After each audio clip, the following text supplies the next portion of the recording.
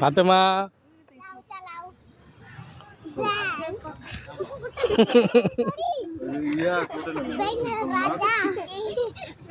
ফাতেমা তাকাও, এদিকে তাকাও,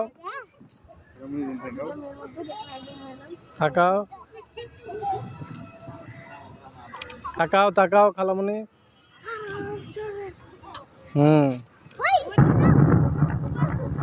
চাচা, কাবাবটা অনেক মজা হয়েছে। মানিব্যাগটা আমি ভুলে গাড়িতে রাইখে আসছি, আমি আইসা টাকাটা দিতেছি। আচ্ছা ঠিক আছে, কোনো সমস্যা নেই। চাচা, আপনার বোকা বানায় চলে গেছে। জীবনে এমন কত বাটপার দেখছি। আরে তাতে কি হয়েছে, উনি তো শুধু কাবাব লুচিই খাইছে। আরে রিজিকের মালিক আল্লাহ, ওনার রিজিক এখানে লেখা ছিল, উনি আইসা খাইয়ে গেছে, কোনো সমস্যা নাই। আচ্ছা ঠিক আছে, আপনার ব্যবসা আপনি যা ভালো মনে করেন।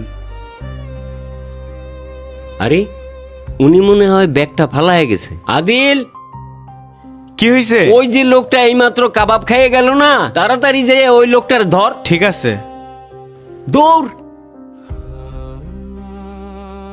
চাচা, আপনি পুরো অদ্ভুত একটা মানুষ। মাত্র রিজিকের গল্প শুনেলেন, এখন আবার পোলারে পাঠাইলেন ধরতে, না? আরে টাকার জন্য পাঠাই নাই, ওই লোকটার ব্যাগ রেখে গেছে, এই জন্য ধরতে পাঠাইছি। আচ্ছা আচ্ছা, বুঝছি। লোকটা কই গেল? কোথাও তো দেখতেছি না।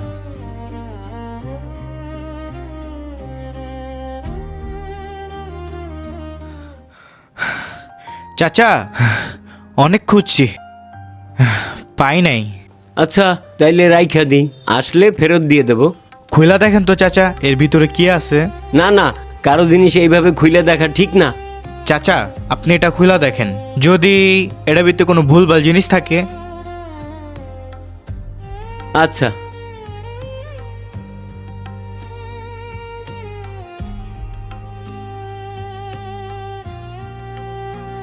কি চাচা, দুজনে মিলে এত মনোযোগ দিয়ে কি দেখতেছেন?